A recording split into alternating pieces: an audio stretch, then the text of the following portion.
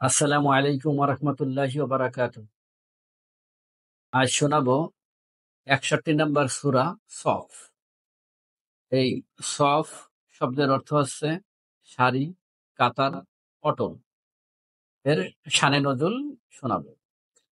হিজরত করে মদিনায় আসার পর মুসলমানরা ভাবলো মক্কায় মুশরিকদের হাত থেকে বাঁচা গেছে, এবার বুঝি একটু শান্তি পাওয়া যাবে, নিরিবিলি আল্লাহর ইবাদত বন্দেগী করা যাবে। তবে সেই ফুসরত আর পাওয়া যায়নি। মদিনায় আসতে না আসতেই যেতে হলো বদরের প্রান্তরে। মুশরিকরা গোহারা হারল। এক প্রকার নাকে খত দিয়ে কোনো রকমে জীবন নিয়ে পালিয়ে ছিল তারা, কিন্তু এরপরেও ওরা ফন্দি আঁটছিল কিভাবে মুসলিমদেরকে চিরতরে খতম করে দেওয়া যায়। তাদের সেই চিন্তা পালে হাল লাগার মদিনা ইহুদিরা। সেই সাথে যোগ দেয় মুনাফিকরা, অর্থাৎ চারিদিক থেকে বেঈমানরা সব একজোট। লক্ষ্য একটাই, মুসলমানদের টুপি চেপে ধরা।